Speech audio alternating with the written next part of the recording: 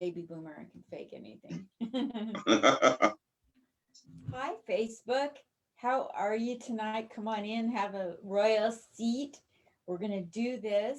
Tonight, I have an esteemed guest. I'm making sure I'm on Facebook Live while I'm doing this. So hold on one tiny second while I'm rude. We're live and it's streaming on both our pages for you all to watch. My esteemed guest tonight is back for his second round with me. GD Fenderson is over there in square number one. Yeah, so gdfunny.com, GD Henderson. Here's his intro, you guys. He's been on before. Did I mention that? I interviewed GD Fenderson, certified forensic humorist, a little while ago. We said that we would do this again in the future, and by golly, the future is now. And here he is for your listening pleasure and mine, GD Fenderson. Yay! Hi. Hey, how's your foot? My foot is like, it wants to be better than it is. Have you ever had a body part that you wanted to be better than it was? Yeah, but I don't do dick jokes right now.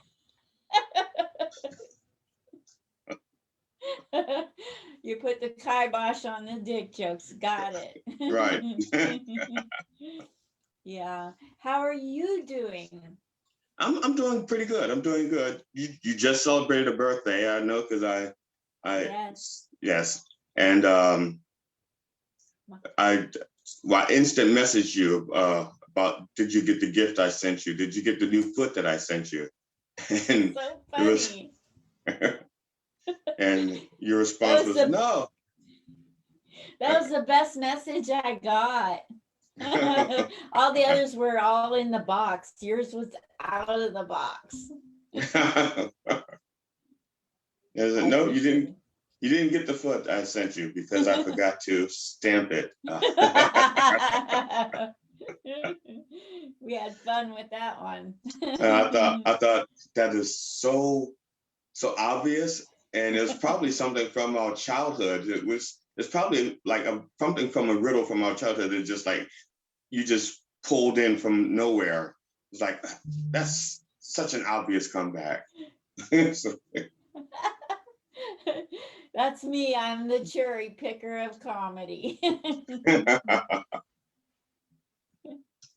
I have fun saying things. People can't believe I'm responding like I do, but I come out of left field like with stupid stuff just to be silly. And it's fun. It's like a trip down memory lane. I forgot to stamp it. Yeah. Yeah. It was so I sat there and I laughed for a few minutes when I saw it. First of all, I couldn't believe I didn't think of it because it was so obvious, but I missed it. Like I missed it by a mile. And for you to bring it up, it was like, ah.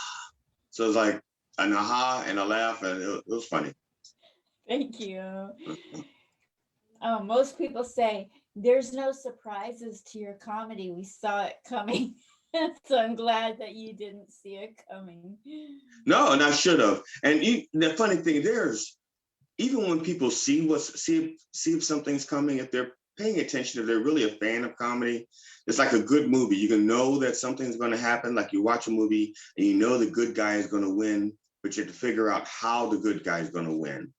And it's the same thing with some jokes. You know what the punchline should be.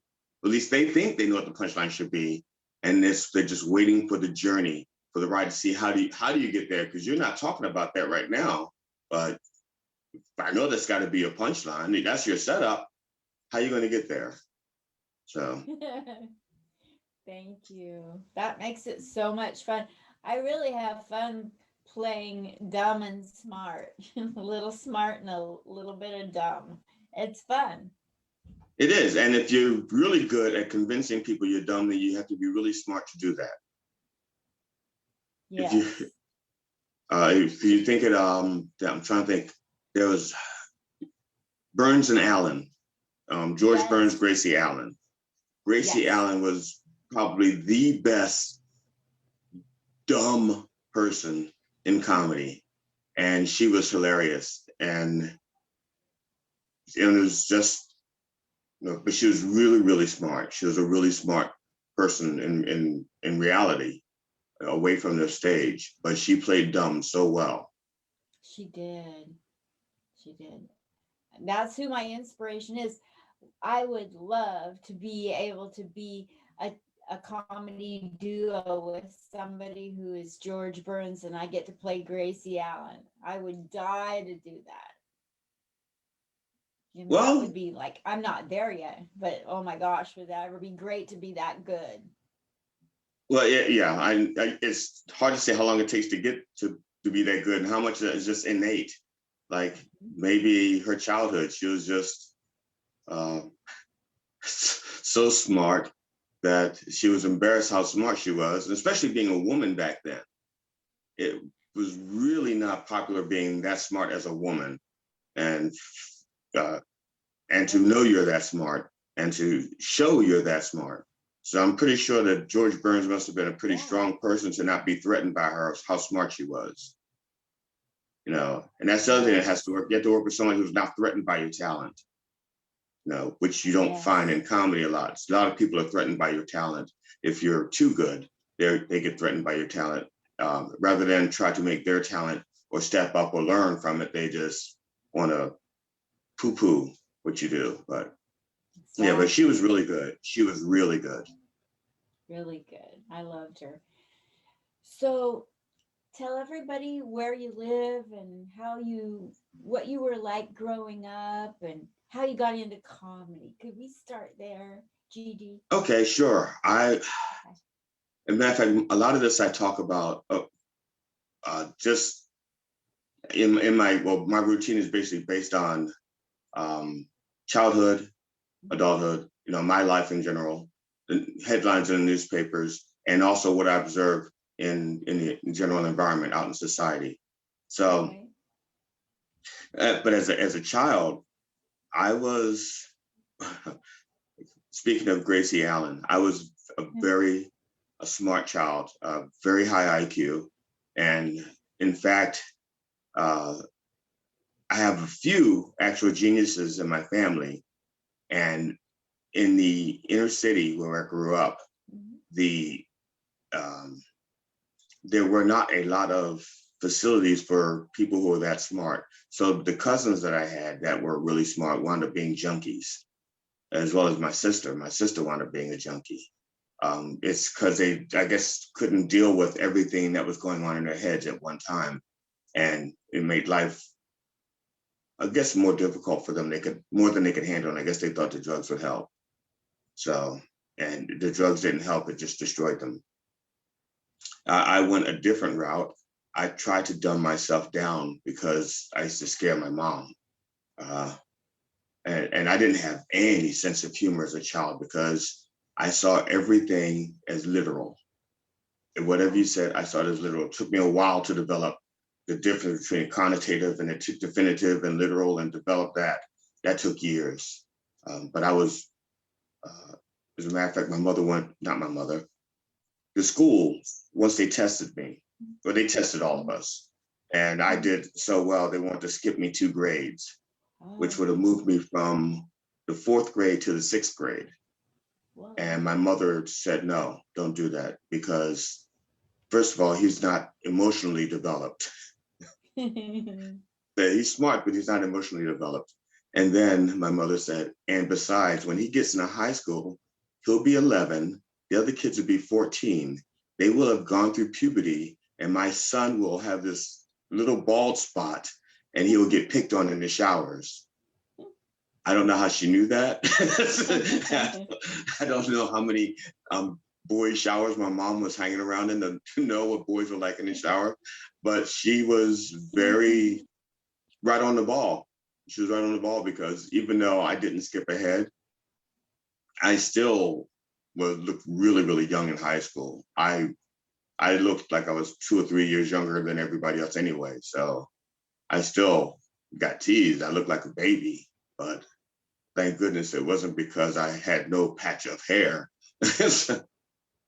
No, so my mother was trying to protect me because I wasn't emotionally ready, even though I was intellectually ready for those for to be skipped ahead.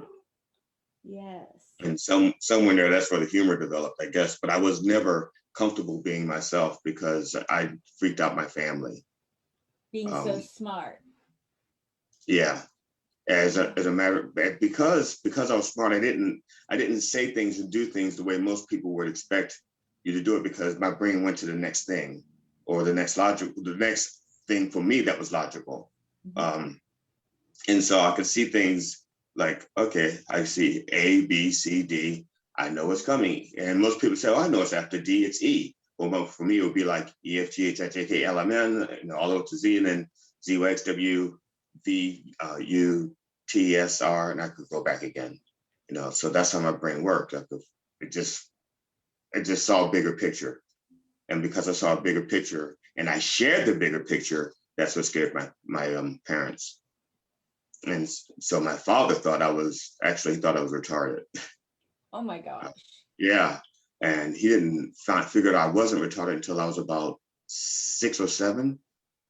And my father was a numbers runner. And for those of you who do not know what a numbers runner is, you can look up some of the movies like Hoodlum. I think it was called Hoodlum with can't remember the actor's name now. I can see him. He has a gap in his mouth. He played Morpheus. Lawrence Fishburne. I'll look at him. Yeah, he played Hoodlum. And so you don't know the numbers runner is, you can watch that movie, and it's basically about black number runners in Harlem, except for we were in Baltimore.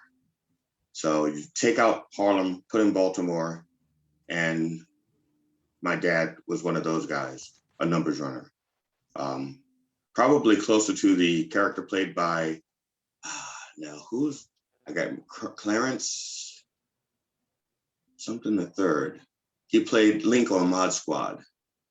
Oh. Yeah. So anyway, so you watch Hoodlum and you get an idea of what my father did. He was a numbers runner. And for some reason, my dad had to take me with him to work. Okay. I don't know why, because like now they take your child to work day. And back then he took me to work with him and he was a numbers runner. Clarence Williams III. Clarence Williams III, yes. So my father took me with him, and when the thing was over with, he didn't have much to say to me. He didn't know how to talk to me. And so he just said, so, do you remember what Miss Jackson's number was? And I said, yes, sir. It was 713 for 10 cents. And he looked at me and he goes, okay, well, what about Mr. Edwards? And I told him that number and how much he paid, bid on it. And so he went through the list and he realized I had memorized all of his customers that he saw that day and how much money they had paid and how much and what numbers they had played.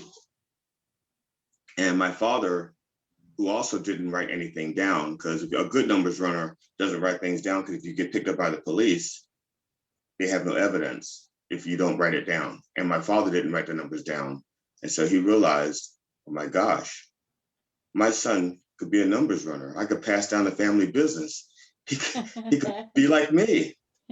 But along came the lottery, which was deliberately their way of wiping out the numbers, at least illegal numbers. And yes. And that was so effective that if they want to get rid of the drugs on the street, legalize it, just like they legalized the numbers, they made it a lottery.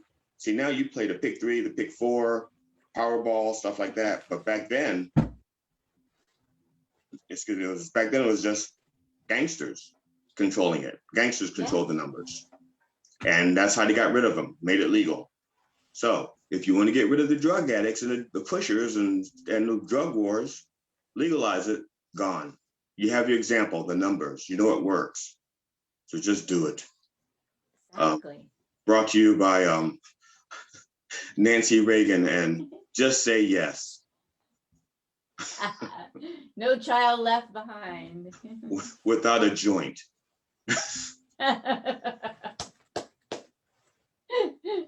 Oh my gosh. So you developed your comedy based out of Trying not to be just so smart. yeah, trying to fit in, trying to be comfortable. People would pick on me, and by that time I had seen Gracie Allen, Burns and Allen. I'd seen them, Yeah. and she used to make me laugh being dumb. And Jonathan Winters, he didn't play dumb. Well, he did different characters, so he could do a dumb character. Yeah. Red Skelton. Red Skelton. You know, they made me laugh, and so I thought to deflect things, that's what I would do. And it wasn't even on purpose. It was an accident the first time I did it. The first time I made someone laugh, it was an accident. Mm-hmm. We were playing, myself, Peanut, Frankie, and my brother Ralph. We were outside playing, except it was starting to rain. No, it was raining, and so we were under the bottom of the porch, just playing under the porch, waiting for it to stop raining. But they couldn't tell if it was raining or not because it was such a fine mist. So they sent me out to find out if it was raining. And so I couldn't tell by looking. So I stood out in the middle of the alley and I put my arms out or something. It was a gesture I made. It was like a cartoon gesture.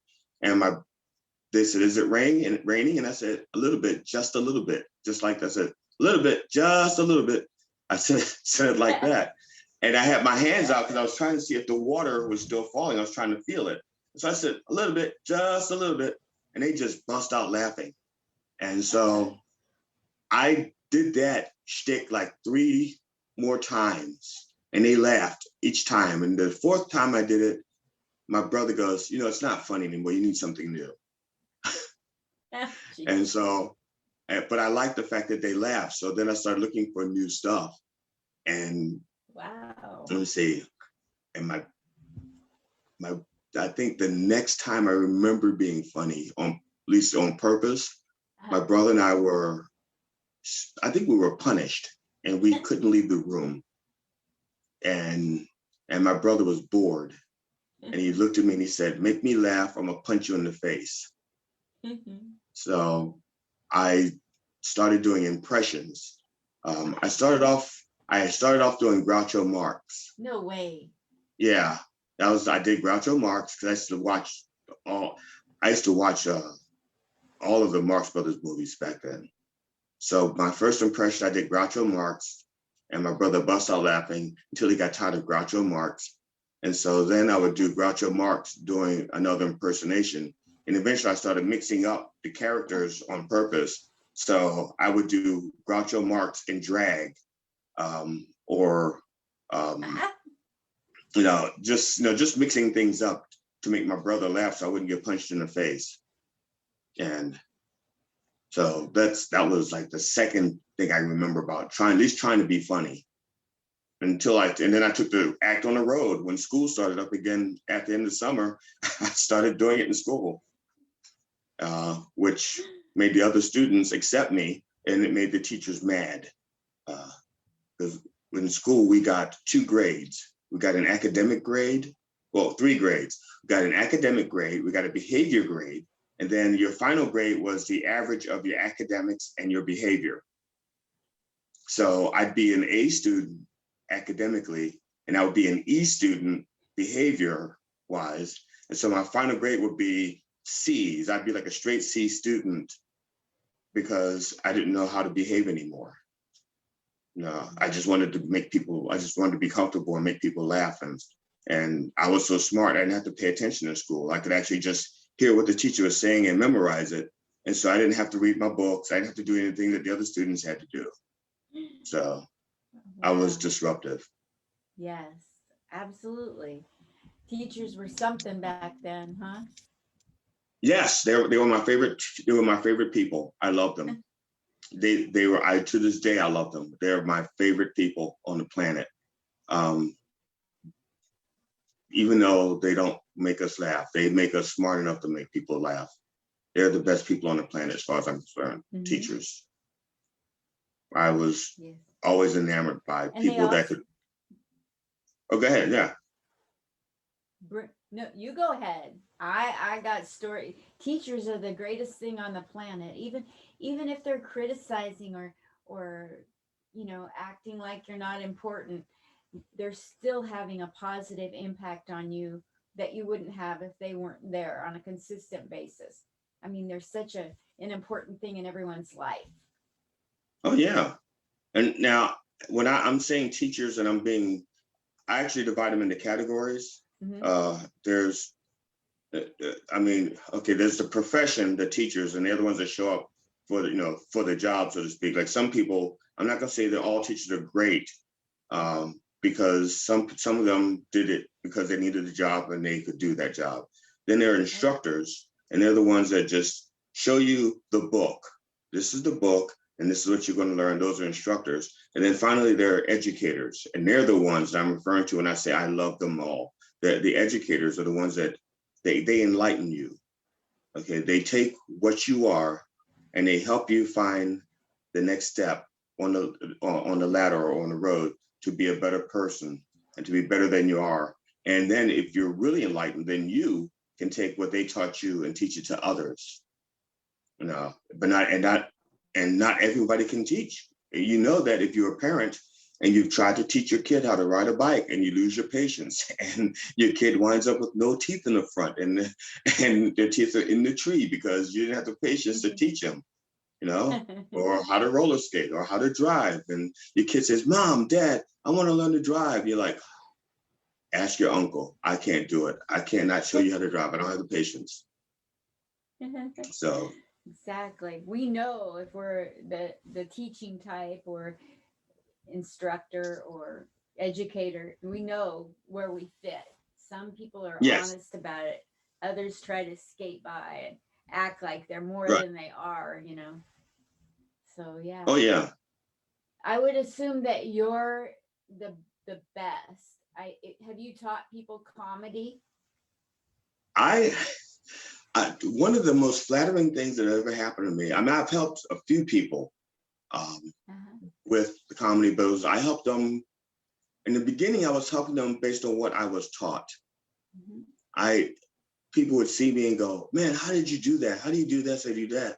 And there were 4 people, because I've only been doing comedy for 6 years, mm-hmm. and there were 4 people who actually gave me advice and mentored me. And those 4 people were Christopher Titus and his wife, Ray Bradley. And I'm not trying to say it like we're friends, because we're not like friends. I'm not even Facebook friends with them. I mean, I can send, well, I am a Facebook friend. I can actually send a message and occasionally, but I don't send messages like, "Hey guys, remember me?" It's like if it's a birthday or like when Christopher Titus's dog passed away, I sent them a message because I know what it's like to lose, pets. If you're close to your pets are closer to you than family sometimes. And so when he lost his dog, I felt awful for him. And he may have gotten it and go, "Wow, what a sweet sentiment. Who's G.D. Fenderson?" No. And now when he's in town, if I get to see a show, he knows me when he sees me, and same with Rachel, Ray, she knows me when she sees me. And they will talk to me after the show, and they are so kind and they're so generous with their time, and they would help me be a better comedian and give me real advice.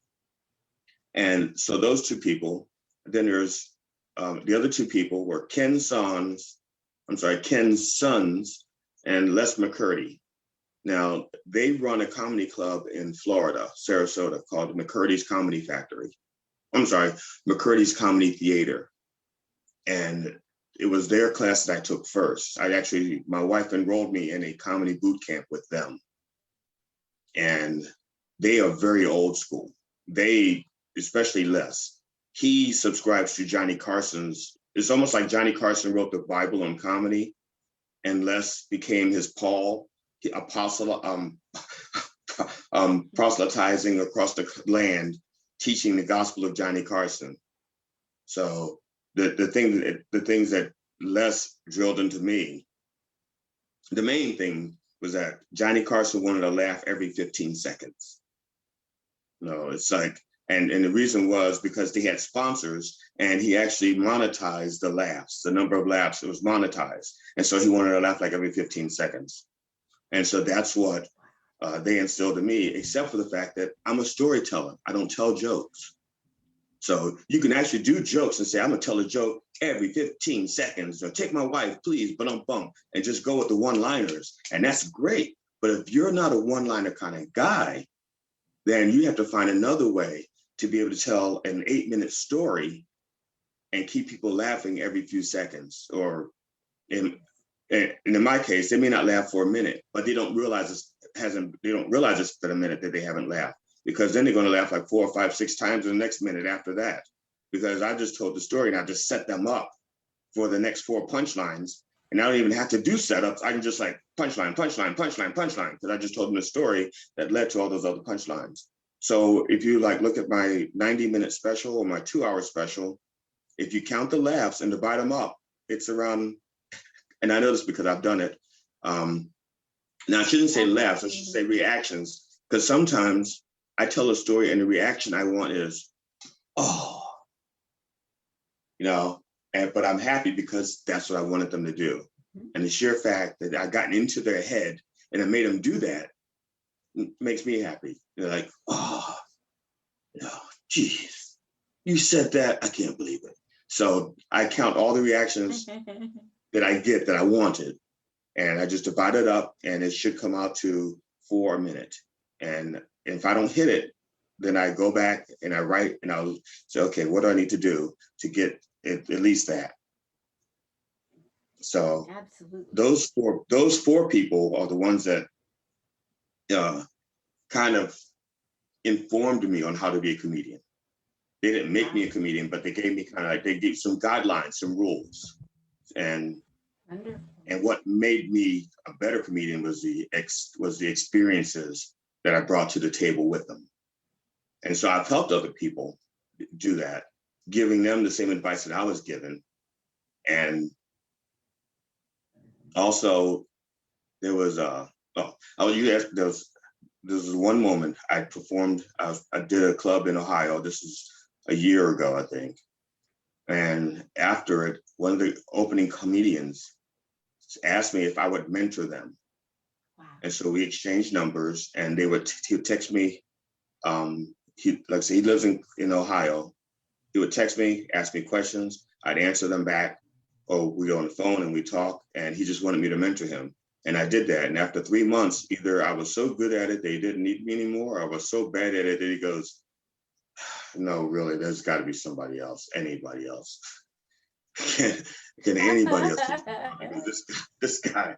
So one of the two things happened, but I never pursued it because I figured it's like any other teacher. If you do a good job, you teach them what you can, you let them go. If they find another teacher, fine. If they don't, fine.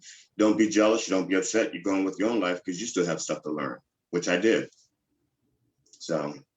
Yes. So when was it that you decided to go to McCurdy's and get up on stage? You said McCurdy's was your first club in South Florida, yes. Right? Yes, in Sarasota. That? How old were you? I was 55. Wow, you started a little bit late like I did. Yes, I started at 55, and it was my wife's idea. That's so cool. I know you told me all this before, but I can't remember. Yeah, and also other people who may not have known. And yeah, but my wife got me started. She actually at the time I didn't have. We moved to when we moved to Florida. She had a job already, which is why we moved to Florida. And I did not have a job because I quit the one I had, and I had torn the cartilage in my knee. And so the thing that I've been trained for, or I've been doing for like 20 something years, I could no longer do. And I was trying to find a job that I could still do and still do it with only one good knee. And in Florida, I believe if you're a native of Florida, you get first preferences on job applications and things like that. If you're a transplant, I guess they assume you don't know how to hunt gators or something, and you can't just work for them. I don't know, but so it was hard for me to find a job. Yes. And fortunately, my wife was making enough money to pay all the bills. And she also felt that she didn't want me to be bored around the house.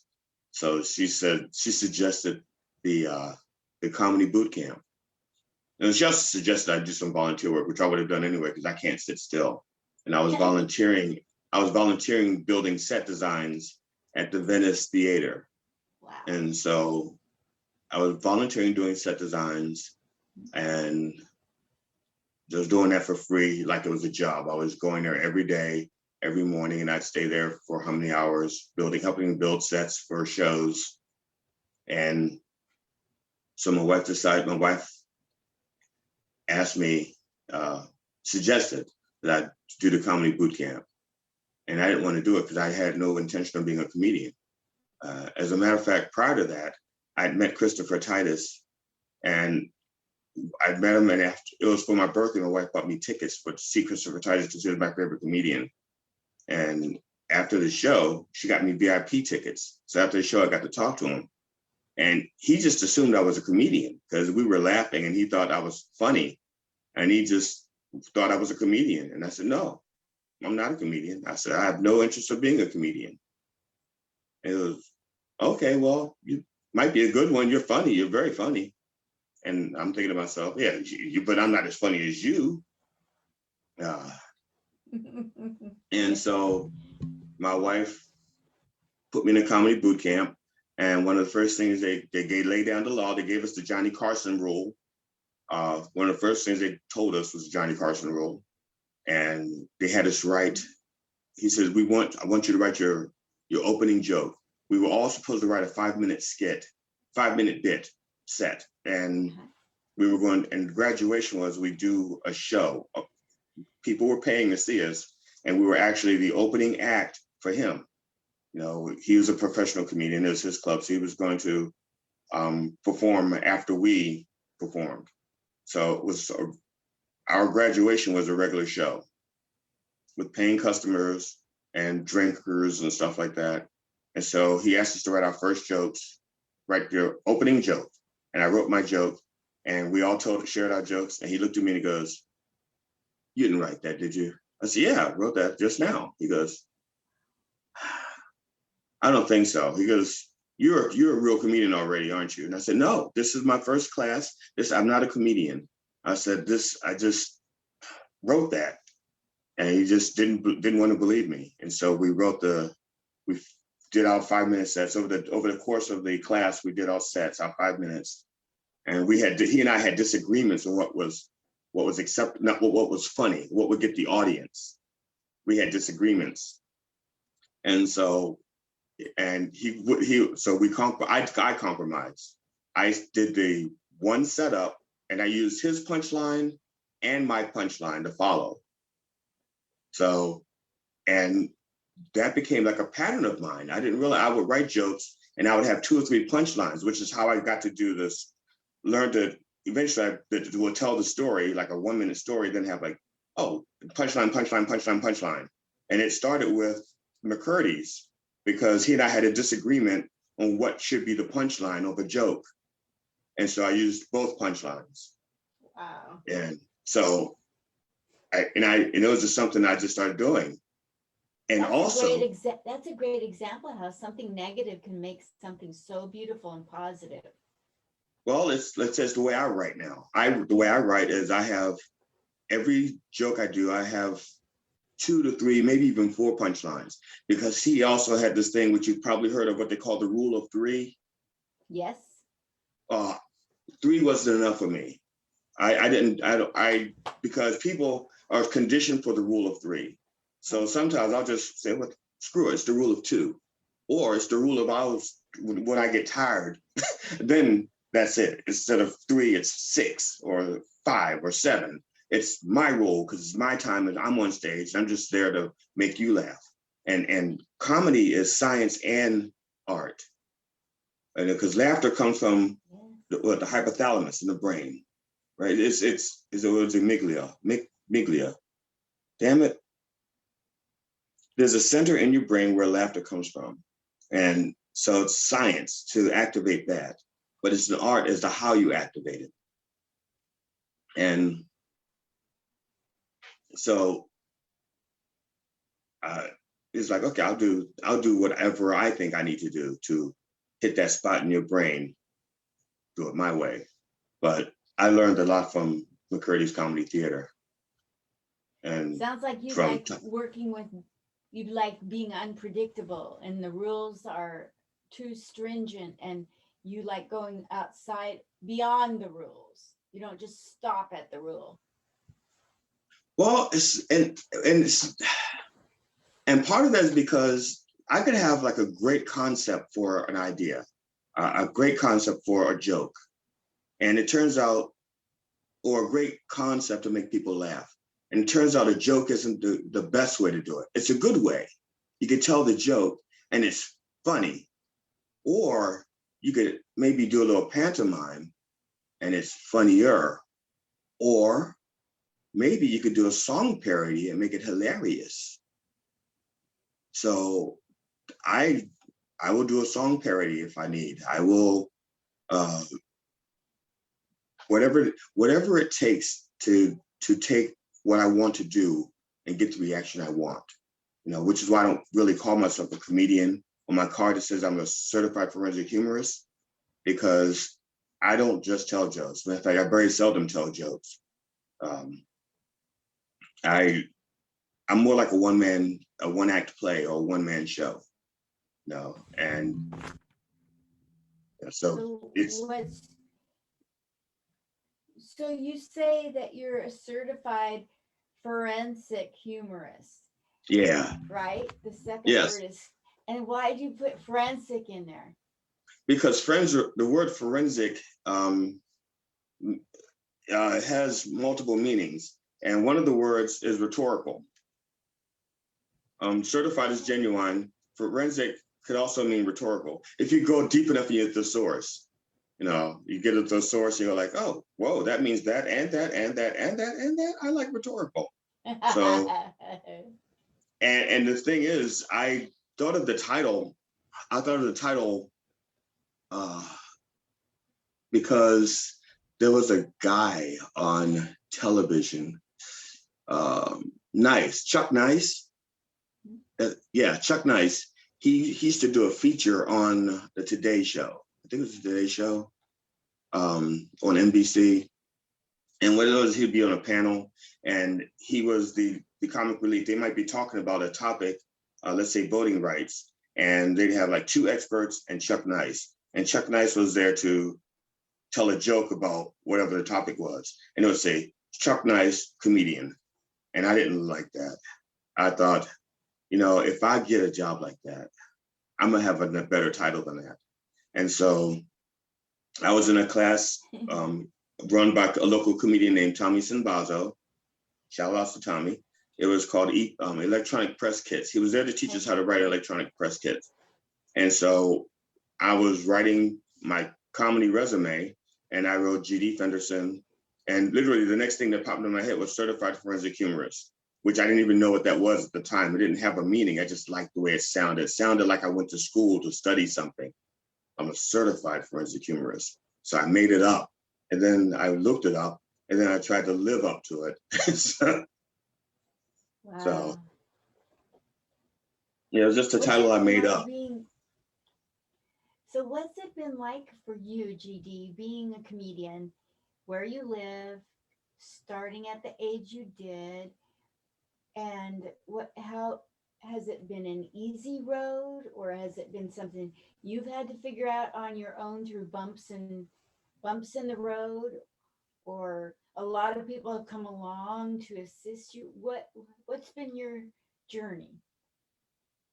Okay, here, one of the things that in people who are starting out in comedy, you're going to probably hear this over and over again. Work on your 5 minutes, get your 5 minutes down. Then eventually, one day, you could be a host. And then from a host, you might become an opener or a feature. And then one day, if you're fortunate and live long enough and lucky enough, you may get the headline.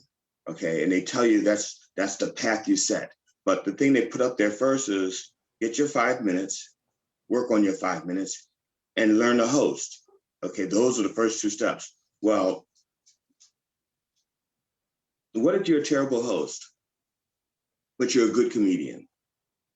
Okay, it's like in baseball. Baseball has what? Your opening pitcher, he may do 2 or 3 innings. Then you have your middle relief pitcher who may 2 or 3 innings, and your closer who may do 1 or 2 innings. He doesn't even pitch a whole game.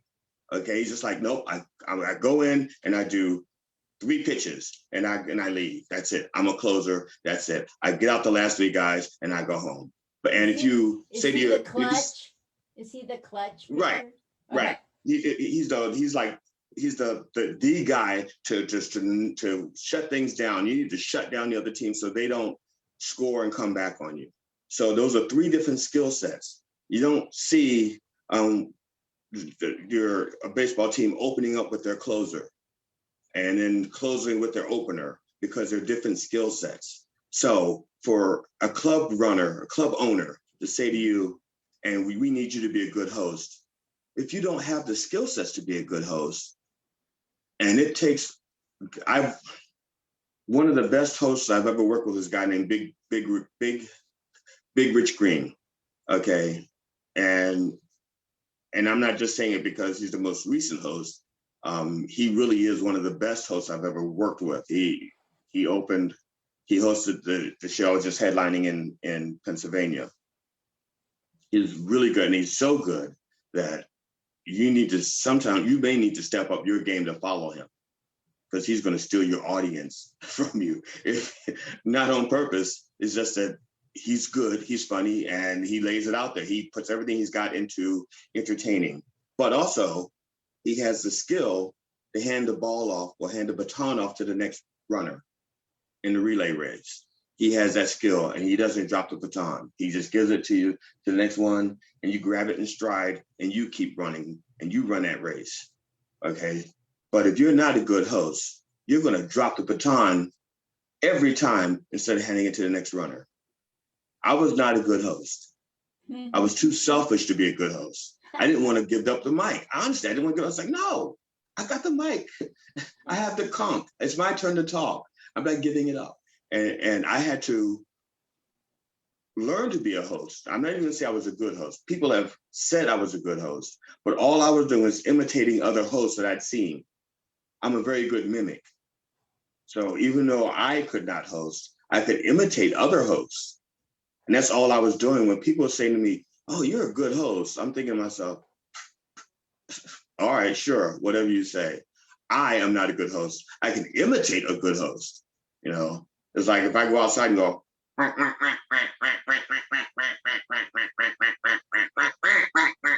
someone goes, you're a good duck. No, I'm not. I imitate a good duck, but I'm not a good duck. And that's how it was as a host. And so there's a club owner who said that that's the steps. And I asked him, well, what do you do if you're not a good host? I said, what if you are funny? You know, what if you can write your ass off?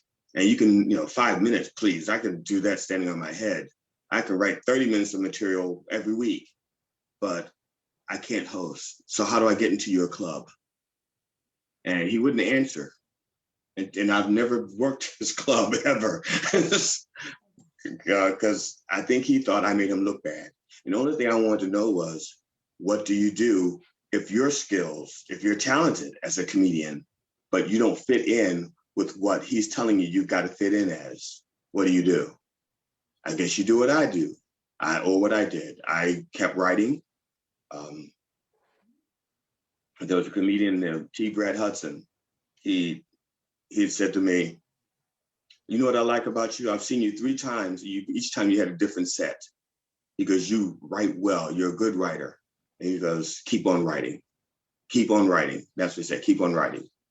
And I did, but I couldn't stop myself. It's not like I had a choice. My wife would tell you, during the COVID, I started writing for Politipod because I can't sit still. Even if I'm not performing, I have to be creative. So I started writing for Politipod. Shout out to Matt Nisanoff, Yeah, nice, yes. And Tom Myers, because Tom Myers actually recruited me for Politipod. And then Matt said, okay, he's like a puppy. We fed him once, we'll keep him. So I write for Politipod, and that's like writing for Saturday Night Live almost. You're writing like 2 skits, 2 or 3 skits, for each show. And you're writing a skit and someone else is performing it. So yeah, it's something I have to do. I have to be creative. Absolutely. So I was probably talking about, so Hudson said me to just keep on writing. Yes. And the funny thing is, I've always thought of myself as a good writer. Well, no, I'll take that back. Not always. I think in high school, because my first English teacher in high school, first 2 English teachers in high school told me I was a terrible English student. And I had 2 teachers that I got to write something that wasn't scripted. They wanted me to just write something creative. And they went, whoa, this is fucking good. You should be a writer. And at that moment, I just wanted to be a writer. I wanted to be an author. I never wanted to be a comedian. I didn't want to be a musician. I learned to play guitar because I like to write, and I wanted to write poetry. And I figured nobody knew who I was. And the only way I could be famous as a poet was to die. And I didn't want to die just to be famous. So I said, but I could be a musician and sing my poems. And then when I made it as a musician, I could write the poems that the songs were based on, and people will buy my poetry. And that was the plan. And I never made it as a musician. Obviously, you never heard of my great musical career. But that was it. I wanted to be a writer. And this comedy thing is just, again, I'm working on a book. I'm writing my book. And right now, no one will probably read it, but maybe in a year or 2, when I'm finished, someone will want to read it. I want to read it. No, you'll have it. And to be honest, I don't have any kids. I don't have anybody to remember me. And I want to be remembered. I want to be remembered more than anything else, because I don't know what comes after this. I don't know. I mean, we're all going to die. I mean, every last one of us are going to die. Anybody who doesn't think they're going to die, well, they need drugs. We're all going to die. And when I go, I want to be remembered. I remember for something, because I won't have kids to go. I won't have kids to say, Dad taught me some really valuable lessons, and I'm gonna teach them to you, son, so you can remember Grandpa. And the comedians that I've helped, they're so fucking selfish. They were like, no, I thought of this myself. This is my joke. Fuck a GD. So I'm not worried about. I don't think any comedians are gonna remember me, even the better ones. And so, I just want to say better ones. I mean, yeah. Well, thank you. So, yeah. But we're going to die. But we're both going to die. So if you're the only comedian to remember me, that's it. I'm done. There's no. And that's the reason. And that's the other reason why I focus on recording my DVD, making my DVDs.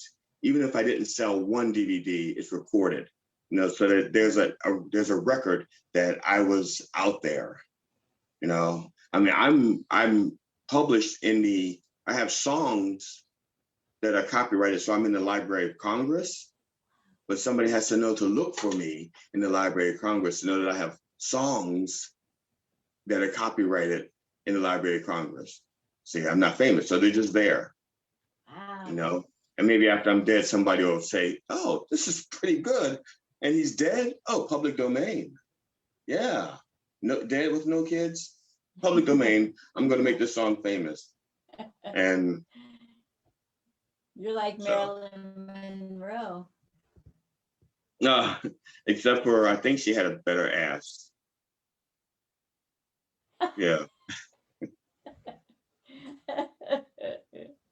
But another one, she was very smart.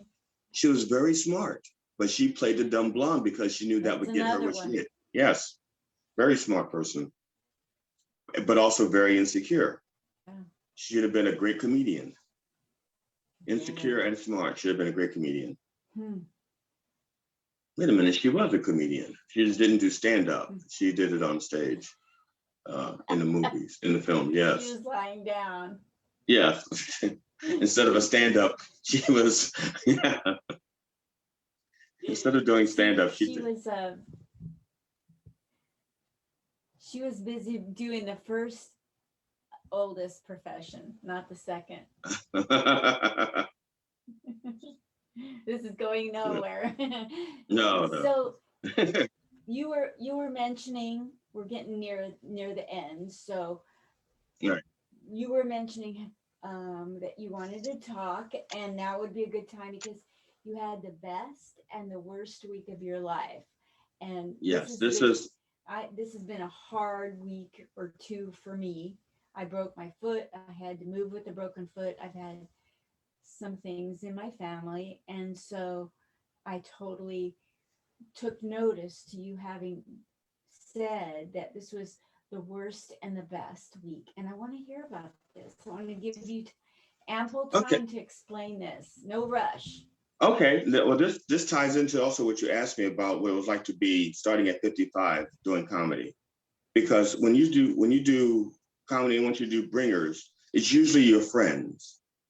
Okay, well, at 55, my friends are my age or older. Okay, one of yes, one of my friends are like this. So and one of my cousins, my favorite cousin, who has been at every major show that I've ever done, died on Thursday. He died. He had sarcoidosis, but it was complicated by COVID-19. That's what put him in the hospital. The COVID-19 put him in the hospital, and the sarcoidosis made it so that he would never recover. And he had been to, I don't even know how many shows I've done, and my major shows. If I headlined a show, he was there. If I did a contest that mattered to me, he was there. And didn't matter where he had to drive to go, he was there. He and his wife, Patricia, my cousin Pat, they were there. And I mean, also my cousin Debbie, but I'm mentioning him because when I was a teenager, I said I was awkward. I was really awkward. And he and I were just talking when I was a teenager. And I said something from the heart, but really off the wall. And he just bust out laughing. And he goes, "Man, you are not rapped." He says, "Man, you are not rapped right." And then he busts out laughing. But he did it in such a way that made me realize it was okay for me not to be wrapped too tight. And so from that moment on, that's when I started being myself, which meant I had to start peeling off the layers that I'd put on to pretend to be something that people would accept. And I just started being me, acceptable or not, which meant I started losing a lot of friends in high school because they liked hanging out with the veneer. And I just got permission to let go of the veneer. And it was like, whoa, man, we don't like you. We like that other guy. You're a dick. And I wasn't a dick. It's just that I just saw the world a little differently. And I had morals and ethics. So yes, that was my cousin George. And he gave me permission. Well, he helped me give me permission to just drop the veneer and be myself. I'm sorry. And so when I started doing comedy, and well, it's going to sound selfish. And the way it is, because people by nature are selfish. If we're not selfish, we die. That's what we're selfish. That's why we eat. That's why we drink. And that's why we take care of ourselves so we can continue to live. It's survival. So I'm a little bit selfish. I'm not ashamed of it. So George, I started writing jokes. If I knew he was going to be in the audience, I would, because I'm a very scripted person. Let me say, I do a show and I script out everything I want to do. Kind of like George Carlin did. George Carlin would script everything out, every single word. He scripted the entire thing out. And I'm kind of like that. If I will just script out everything, type it up, have the whole thing set up, and I'll like highlight where I think I should get a reaction and so forth. And if I knew George was going to be in the audience, so like when I did my 2 DVDs or I did another birthday special, I would write one or two George jokes, jokes just for him and me.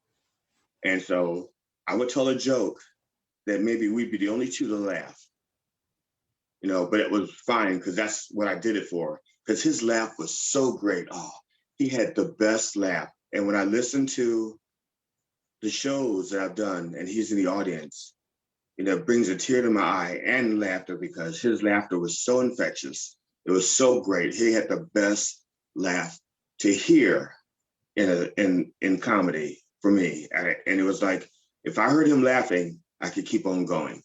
Because 6 years is not a lifetime in comedy. 6 years is like nothing because there are people who've been doing it for 10, 15, 20, 30 years and still haven't made it anywhere. Yeah. I shouldn't say not made it anywhere, but still waiting for something to happen so they can call themselves a success. Yes. Well, Thursday he died.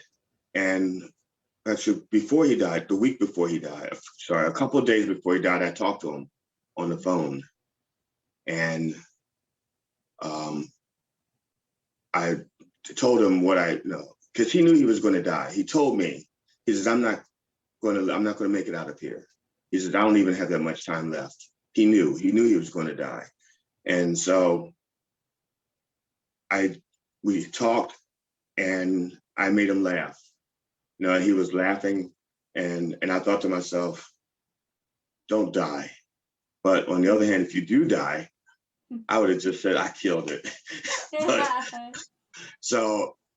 But he was laughing. I was laughing. We were both laughing. And so on Thursday, he died. Because he had COVID, we couldn't be there. So we were like watching him on Zoom, and they turned the Zoom off when they went to remove the life support. So we all knew that was it. They turned off the Zoom so we couldn't watch him die. And so when I hung up the Zoom, his wife was crying, his sisters were crying, the kids were crying, everybody was just like bawling. And I walked away and I walked into the other room. My wife put her arms around me. She goes, I know how much he meant to you. And I had a 3-day show, 3 days in Ohio to do shows, 3 days in a row. So I was leaving Friday morning so I could perform Friday night, Saturday night, and do a radio show Sunday morning, the Epic radio show Sunday morning. The shows that I was doing was produced by Funny Noise Production, Chris Kettler. I said I'd mention him, and I did. Chris, you owe me $1. Oh, Chris Kettler, you owe me $2. Chris Kettler, you owe me $3, Chris. Funny Noise Production, that's $4. I want my money. So, wife put her arms around me, and she says, "Are you gonna still do the shows?" I said, "Yeah, I got to." I said, "I made a commitment, and besides," I said, "the whole point of comedy is to make people laugh." I said, "It's not about me, it's about them." I said, "And I can do that. I can make them laugh. And I'm going to dedicate the shows to George." I'm not going to start off the show like everybody. The show is dedicated to my dead cousin George. He just died, and I hope you enjoy the show. Thank you. I didn't do that. I didn't do that. But I told jokes. I did still keep the tradition of telling one or two jokes that I know only George would laugh at. And so the crowd may not laugh, but I laughed on the inside, knowing that George would have bust his ass on that joke, as corny as it was or whatever. So I did a couple of George jokes Friday night. And then Saturday night, it was a different place. Friday night was in Akron at Pharmacy. I headlined there. And then Saturday night, I was in McKees Rocks, Pennsylvania, at a place called Parkway Theater. And I'm a mess before a show. I am a mess. I'm nervous, I'm twitchy, and I pace, and I feel like I'm a failure, and the jokes, nobody's gonna laugh, and I'm terrible, and what the hell am I even doing? And I drove past the marquee. I didn't even notice my name was on the marquee. Didn't even notice it. I'm like, okay, there's a theater. I found a spot to park. I got the car, and I walked past the theater twice and didn't even know my name was up there. I had no idea.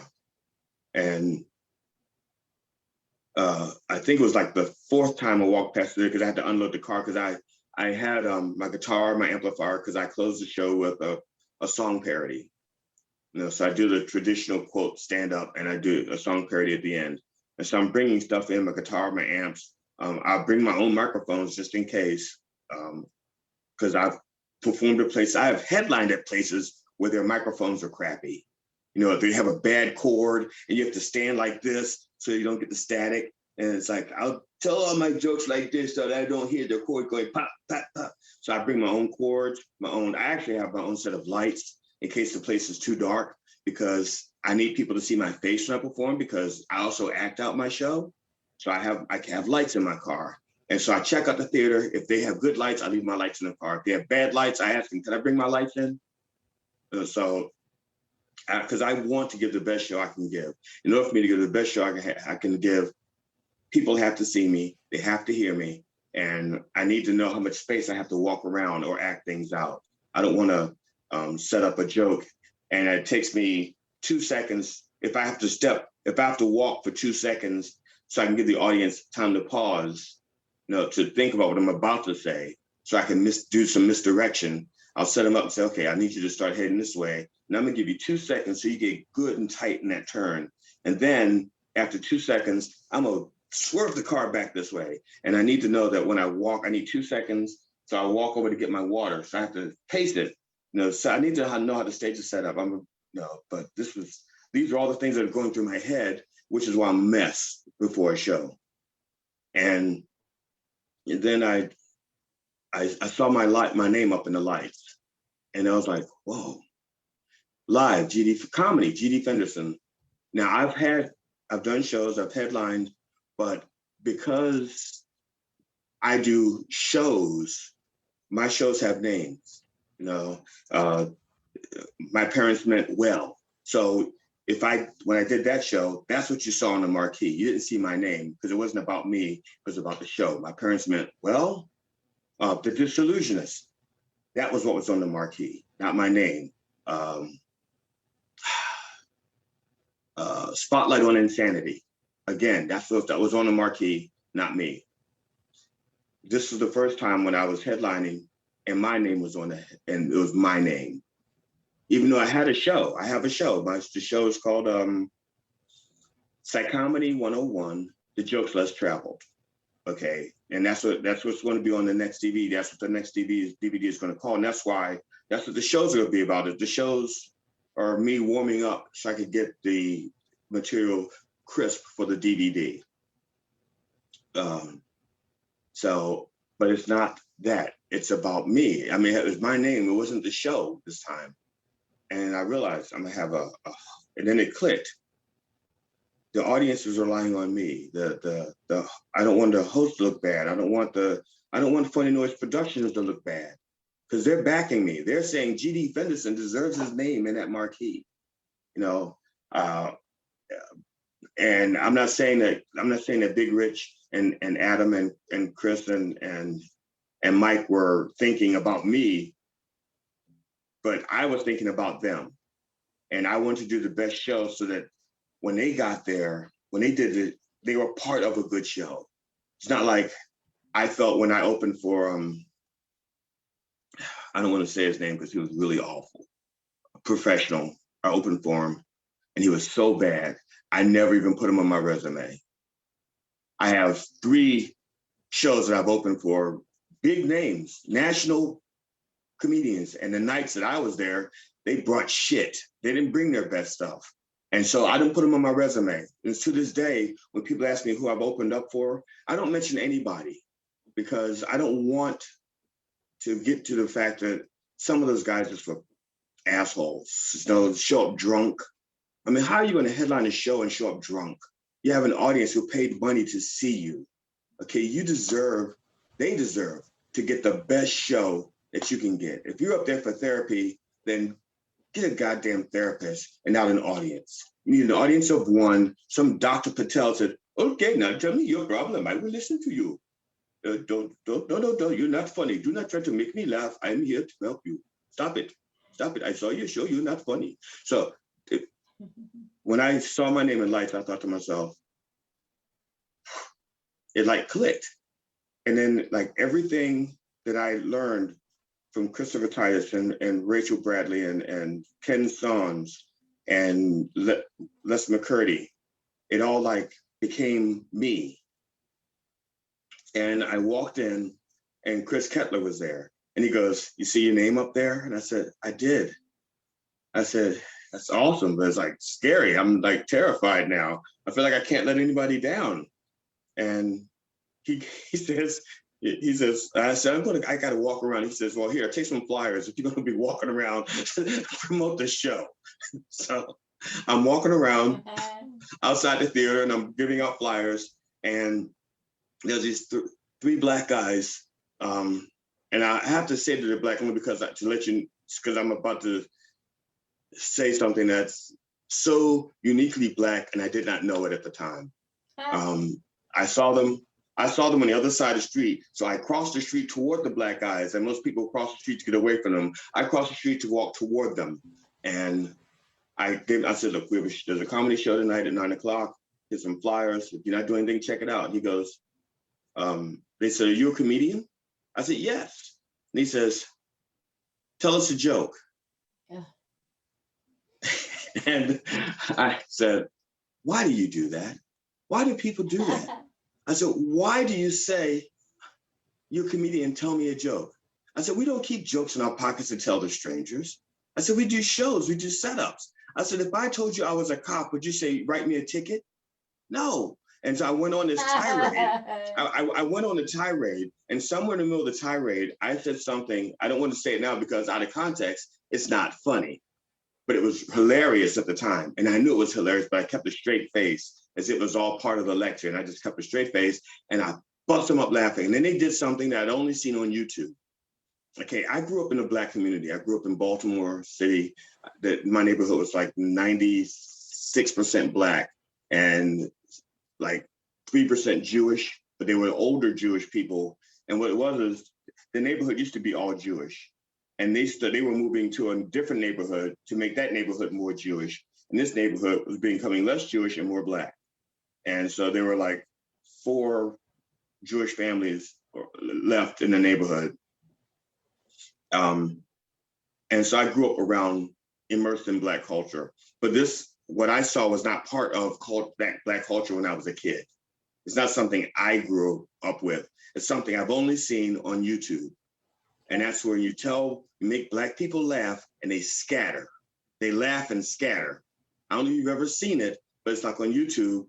And I don't even know how to research. I don't know if you put like black people scattering, because then they might show you like a rally and Klansmen show up or police show up and but I don't know how to research it, but I've seen it on YouTube. You tell a story or joke and the black people laugh and they scatter. And that's what happened. They bust out laughing and they start covering their mouths. They start pointing at me and laughing and they're stomping and they're running in circles and they disperse. And I thought to myself, damn, I've never seen this before. I said, I've been black all of my life and I didn't know they actually really did this. I thought they just did it for YouTube. I said, they're actually doing it. And then I didn't know what to do. I didn't know, am I supposed to leave now that I killed it? You know, like you nailed it, man. You made them laugh. Do I leave now like they left? Is that protocol?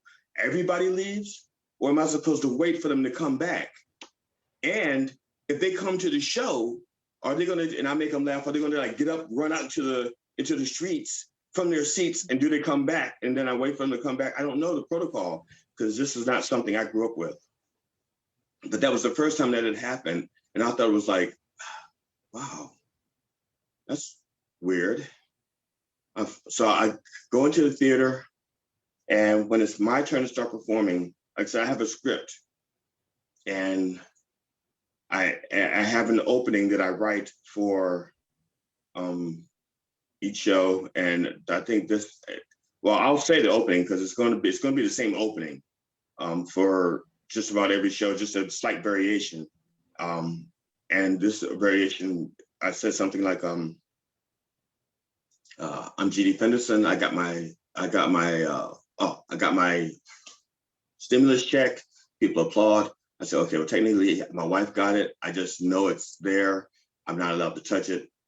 You know, And I'm a professional comedian. Professional is from the Latin, profess, to proclaim out loud. And Chanel, as in Chanel ain't got no money. I told you I'm a professional comedian, and my wife got my stimulus check, and that's my opening. And I do the same joke, and I will do that or variation of that for everything I start to get me comfortable, to settle me down. You too. Yeah, yeah. So to get rid of the butterfly, something comfortable. It's like a handshake. It's when people meet new people, we have a ritual. Now it's fist bumping, but before that was the handshake or the high five. It's a ritual, and the rituals are there to give us something to make the uncomfortable familiar. So I have strangers out there that I want to make familiar. And so I have my opener that I will do. And that's what I did. That was my opener. And they laugh like in all places where they're supposed to laugh, just like I wrote it down, just like I scripted it. And then I could, and like I said, I have a show. This show is written out. It's a 90-minute show. Psychomedy 101, The Jokes Let's Travel. It's a 90-minute show. I've already written it out for my DVD. I mean, there's some things that are still happening in life, and I will put those things in and make adjustments. But that show is written, and that's what I was going to do that night. And I started performing, and then I felt like Dr. Manhattan in The Watchmen, where Dr. Manhattan says the first trick I learned was to reassemble myself after I've disassembled myself. And when I was up there, instead of having 4 shows in my head, I have, like I said, my parents meant well, The Disillusionist, One Foot in the Urn, and Psychomedy 101, The Jokes Let's Travel. And I kept them separate in my head. They were just 4 separate shows. And then when I was there on the stage, it hit me. That's all me. All those jokes are me. And everything I think is me, and everything I say is me. And I could feel the audience, and I just went on like a little riff. And then I said something to the audience like, and if you think of something you want me to make funny, just say it. I'll do it. I was like getting cocky, I guess, I don't know. And after the show, people were coming up to me afterwards, but I meant for them to just, not to interrupt me, but it was just, I felt everything click, everything that I had learned, everything that I had felt just came together in that one moment, on that one set. And it was the first time I'd ever felt that. Athletes would say like they were in the zone, and like they couldn't miss. The basket was 4 feet round and the ball was only the size of a pebble. And no matter what I did, it was going to go. But this wasn't an accident. I felt like I could do it every single time. I feel like if you put me on stage, like right now, after I do my opening line, I could own the crowd. And it's like everything, it's like, thank you, Christopher Titus. Thank you, Rachel Bradley. Thank you, Ken Sons. Thank you, Wes McCurdy. Thank you, Chris Kettler. Thank you, Jonathan Winters. Thank you, Dick Gregory. All these things, like everything I've learned is there. And that was what made the best comedy show, the best week of my comedy career. Even though my favorite cousin had just died days before, my security blanket in the audience, George was no longer there, and he's never going to be there again. And he might be there like in here. And I think I will probably always write a George joke. A joke that only me and George will laugh at. But I didn't grieve. And I shared stories about grieving, and the audience could laugh with me about that. But it clicked, that life goes on. I've always known it. I've always preached it. My parents raised me like that. I was raised around death. But this one hit me because it was like my security blanket. Someone took away my little security blanket. Only instead of taking it away, he died from COVID. So when I sent you a text saying it was the worst week and the best week in my comedy career, that's what I was talking about. Excuse me. Mhm. So It's a terrible thing to lose somebody that is so close and so supportive.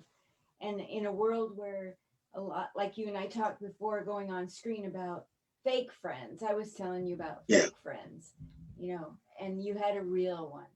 You had a yeah, trooper that stayed with you. yeah, Oh, I'm so sorry you lost him. And yet he's with you and you're planning on continuing him being with you and honoring him every time in your set. Such a beautiful thing. yeah, It's going to yeah. have a But continue without, life. yeah, my George jokes, you know, the ones that only he and I get. Or and the thing is, I don't write them with him in the room. I just know him. I just know what makes him laugh. And as an individual, not like the laugh that you want the entire audience to get. This is just me and his. This is our joke. We got it, and you'd hear his laugh, and the other people would start laughing at his laughter. His laugh was that infectious, you know. So I it was it, his funeral is this week and this weekend. The yeah, Sunday and Monday coming up. But yeah, he was my favorite cousin. Sorry guys, the other cousins, if you're watching this, George is my favorite.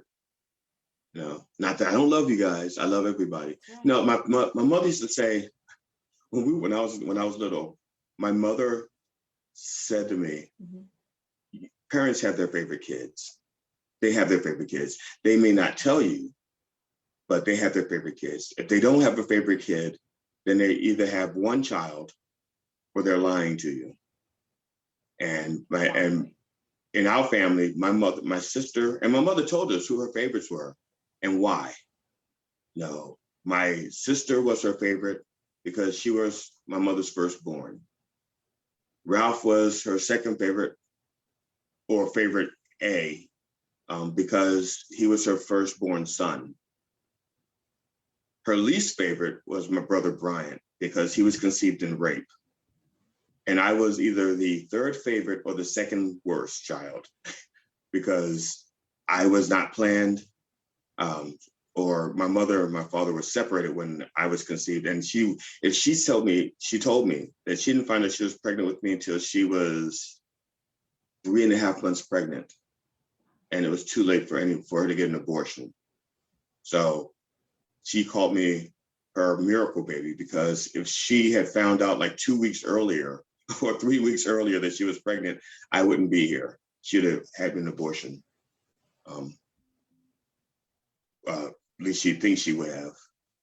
But after I was born, she knew she didn't want any more kids, and so she had her tubes tied.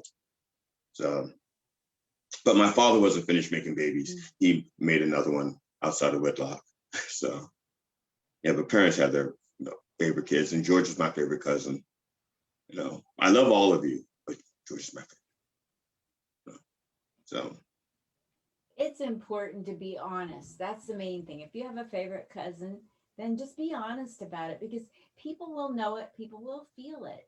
You know, I Oh yeah. knew that my father wanted a boy, and I knew my mother favored my sister, and they wouldn't admit it. So I acted out. If they'd have just admitted it, you know, then you can deal with it. Yeah, it's like someone's like having a pack of dogs. They sit there and they establish which dog is the alpha dog. You know, so in our family, we didn't have to fight over who mom loved best. We knew. Yeah. We didn't have to fight over that. We fought over things like who farted and why are you blaming me? You know, those are things we fought over. But we didn't fight over. Yeah, we didn't fight over who mom loved best. We knew it was that. Yeah, but no argument. Yeah, I really don't like it when people lie or cover up. If you could be honest, just be honest. Then everything goes away if you're honest. Honest with But yourself, honest with others. but you're in the wrong field for that. Comedians aren't honest. Most of them aren't. Most of them are. We're I don't want to say we're a unique breed in the sense that, first of all, most people would rather die than speak in public. You know, as far as fears go, speaking in public is number one, and dying is like probably number two or three. But speaking in public, and that's what we do. You know, and sometimes we don't just speak in public. We sing in public, we dance in public, we act in public. You know, and we pour our souls out there, and there's nothing between us and the audience. You know, screw the Zoom stuff. I don't like the Zoom comedy things. You know, the Zoom open mics, and I don't like that. But the audience, you know, there's nothing between you and the audience except for a mic stand. And matter of fact, when I perform, that's why I move the mic stand out the way, because I don't want anything between me and the audience. And if I have a choice, I'd rather have a lavalier mic than a microphone. I don't want that crutch. I want to be able to move my hands and talk to the audience and interact with the audience. I don't want to hold anything in my hand except for the audience. That's all I want. I want the audience in my hands, not the microphone. But I don't have that every place. You know, you're going to have to hold a mic in one hand and the audience in the other. And if you're good, you can do it. Yeah. I'm good. I'm good. I'm good. Darn good. How did it go this last week doing the shows after losing your favorite cousin? It was weird because in my heart, I mean, even just before the show, I was crying a little bit because, like I said, especially Saturday night, that's when everything clicked. But once everything clicked, the shows went well. I'm a professional, and I've headlined shows where the night I'm doing the show, my family can't be there because we're burying another cousin. You know, so nobody in my family was at one show because, you know, one of our cousins had died, and the funeral was the same night as the show I was headlining. You know, but I went on, I did a show, did a really good show. And so it's not the first time. And, you know, when George died, you know, my wife asked me if I was going to cancel the shows. I'm like, no, because I'm a professional. You know, I'm going to do the shows. People, you know, and I'm not saying that the world would not have would have stopped revolving if I didn't show up. But no. I don't like to, you know, people, when I say people in this case, right. When I say people this time, I mean, Chris, you know, Chris gets me work, you know, in Ohio because he knows I'll show up and I do my best, you know, and as other comedians who ever worked with me in a room where only 3 people were in the audience, they'll tell you, I still give my best show I could possibly give because those 3 people deserve my best because they came out. You know, they came out to see us. They deserve my best show. I'm not going to sit here and do crowd work, lean against the wall, get disinterested, blame the audience, yell at the audience. No, I'm going to give them my best show. You know, that's it. You know, and I can't wait to hear you. I want to hear you live someday.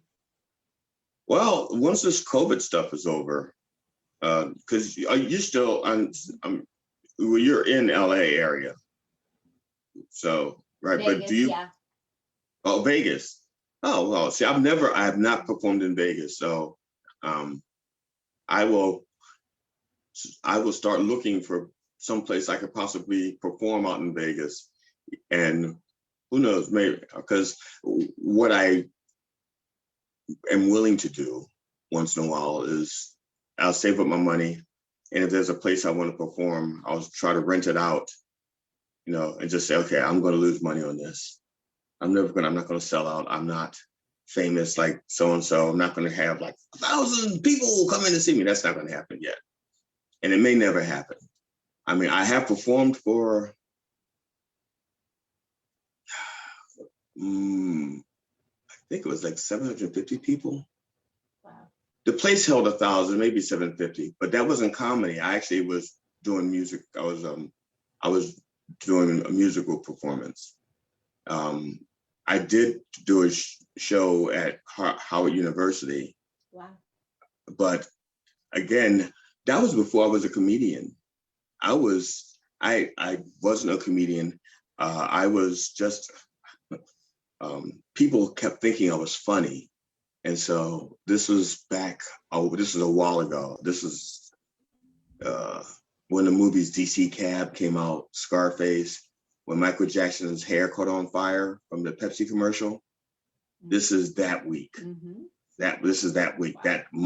that month or whatever, that month, because they didn't all happen the same day. It was like that month. It was a long time ago. I was not a comedian, no desire to be a comedian. Didn't care about comedy. But one of the guys who I went to high school with, was putting together a show at Howard University, and he wanted a comedian, and he reached out to me, and he says, you know, can you will you do comedy for us at Howard University? And I said, I'm not a comedian. He goes, no, but you're really funny, man. You're funny. And see, being funny in the cafeteria is not the same thing as being a comedian. Okay. He did not know that then. I knew it. Thank you. He did not know it. No. But he literally begged me until I said yes. So either he went through every other real comedian that he knew, and they all said no, or he really had faith in me, or he wanted me to fail miserably so he could hold it over me for the rest of my life. I don't know, but he insisted, and I did it.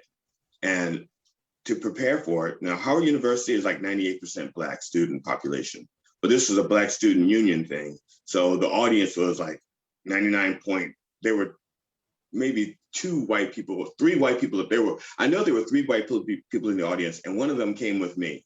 One of them rode there with me. Okay, and I was the only comedian. It wasn't like a warm-up act and no, I was a headliner. This is the first time I'm doing comedy on stage, and I'm being paid, and I'm the headliner and the host and the opening act. And like I said, I never did comedy before. And I was telling my friend Larry, he kept saying to me, he said to me, okay, everybody knows me as GD, unless you're my friend, family and friends. And so I'm just going to say it. I'm going to tell you just like it happened. And so I'm going to use my real name. I'm going to use my real name, which is Glenn.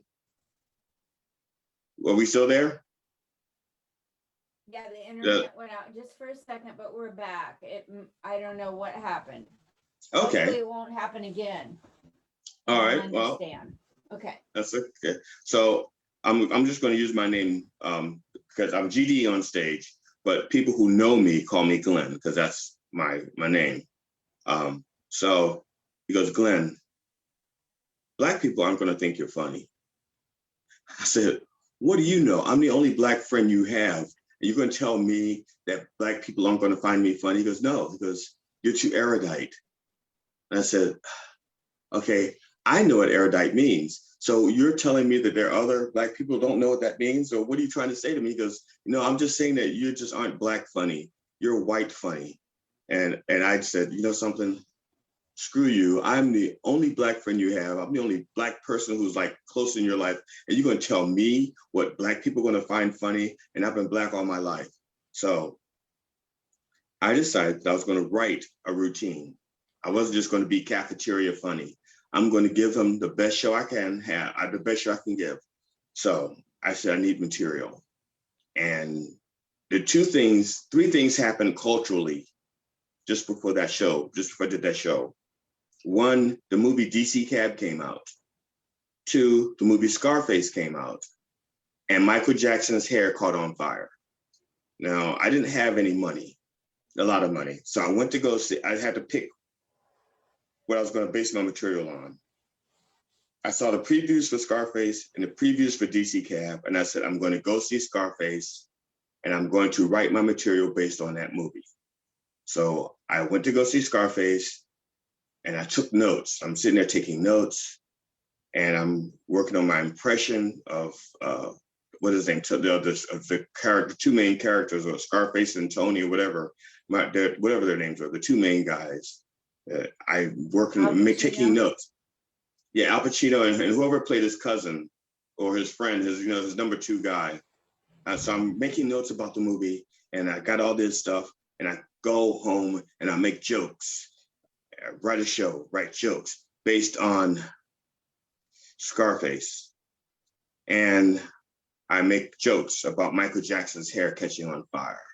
And I said, I'm ready. I'm going to open with the Michael Jackson hair stuff, and then I'm going to go into the Scarface. And Tony says, not Tony, my friend Larry goes, you need to talk about your ex-fiance. I said, I'm not going to do that. He goes, man, it's hilarious. I said, I'm not going to do that. I said, first of all, it's only my perspective. The relationship was bad. It's my perspective. She's not here to defend herself. I'm not going to take advantage of that. They won't hear her side of the story. He goes, I'm telling you, that's funny. That'll kill. I said, you don't know anything about Black people. And so the night of the show, Larry is there. He's in the corner, and he's found the other two white people at Howard University. So the three of them are together in the corner. And I'm on stage, and I open with the Michael Jackson catching his hair on fire, and the audience turned against me because I made fun of Michael Jackson. I was like, holy shit. And they had turned against me. So I said, okay, who saw Scarface? Nobody. It was like 275, somewhere between 200 and 300 Black people in an auditorium, and none of them saw Scarface. That was what I based my material on. My next 35 minutes was basically Scarface Scarface script. It probably wasn't a whole 35 minutes because I was good at improv back then too. And I could do improv. I just was trying to be professional, and I wrote a script. I said, who saw Scarface? Nobody. And I, being a smartass, said, really? What the hell did you go see then? And somebody yelled out, DC Cab. I said, DC Cab? I said, what kind of fucking moron spends his money to go see DC Cab?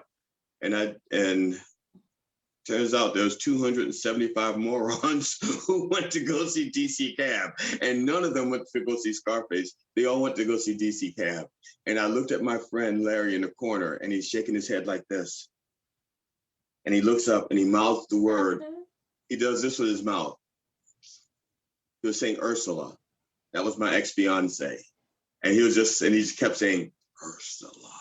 And I went, no. And I look at the audience, and they're like, I thought there was going to be like a lynch mob, and I'm thinking, this is it. Howard University lynches Black man. And I just couldn't, I was freaking out. So I started telling jokes about my ex-fiance, and the audience loved it. They came back, and they're like, I had him eating out of the palm of my hands.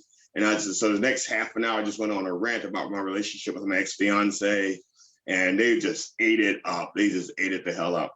And Larry just went, which really bugs the hell out of me, because turns out that the white guy with one Black friend knew more about what Black people wanted to hear than the Black guy who had been around Black people all his life. No, but again, that was me being weird. I told you I was weird, and my cousin George gave me permission, be yourself. Well, I was myself, and man, I had to listen to Larry. And that's it. And that was before I wasn't even a comedian. I wasn't even a comedian then. No. And now Larry is somewhere in Hollywood. That's such a great story about humility. Yeah. It's a great story about humility, learning that lesson so early on. Yeah, and I had no intention of ever being a comedian. Can you hear me? Yes. Oh yeah, I can hear you fine. And I had no intention of ever being a comedian. And I just, that was, and between, Christopher Titus telling me I could be one, and watching him and feeling like I could do that. But I didn't feel like, it was the way he did. It was what it was. It was his topics that he picked. He talked about some things that were very controversial on stage and very personal. And that was why I think I was afraid to be that personal. When I saw him do it, I got the courage to be personal, you know, to be myself on stage, so to speak, even though I had no intention of being on stage at that moment. It wasn't until, like, so my wife urged me to take the comedy boot camp. And to be honest, the first few years, first 2 or 3 years, I held back. I didn't want to be as funny as I could be, because I didn't think people would work with me if I was too funny out of the gate. I thought I had to hold back. And I was right about people not wanting to work with me for being too funny. And I was holding back. I was honestly holding back. And I was at a contest, and it had 3 judges there. And I thought to myself, I really want to make it to the end of this contest. I want to win it.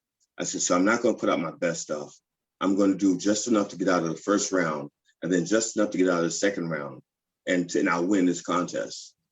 And turns out that the judges, 2 of the 3 judges, oh, I'm the host now. Hi.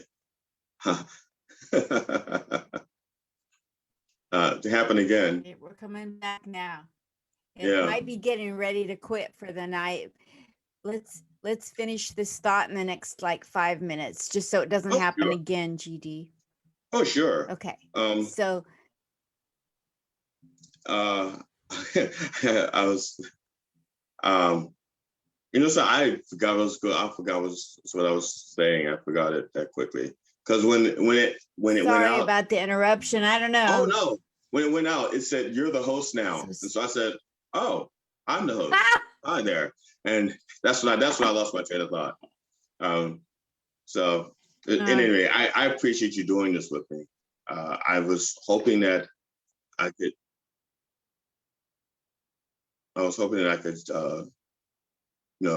share something for other comedians to learn from.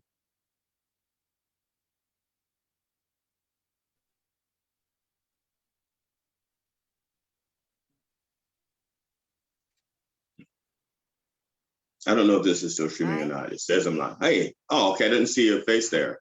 Hi. Hi. I don't know why it's doing this. Well, at any rate, at some point, I will make it out to Vegas, even if I have to rent my own place, or it won't be during the COVID, though. I can guarantee you that. So. No, gotta wait till everything feels better. Yeah. I appreciate your coming on. Would you please let people know where they can follow you and where your specials are?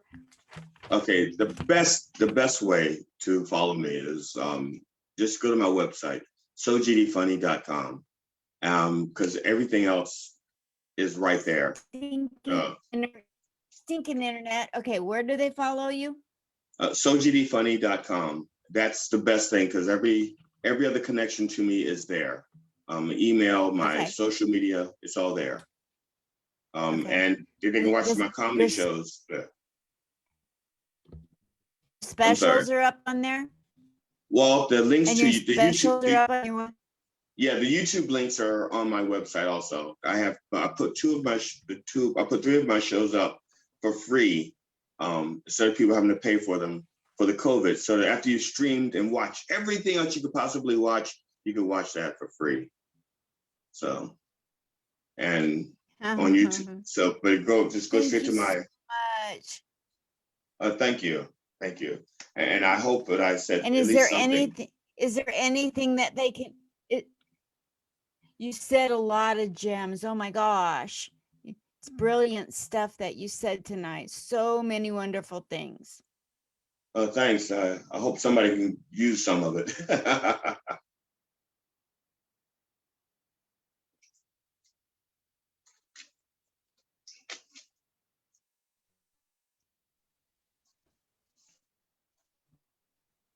All right, well, this has been the most stupidest ending to a wonderful time, and I'm going to let you go before this drives me up the wall. Thank you so much. Please come back again. I will. Thank you, GD Fenderson. Thank you, Linda.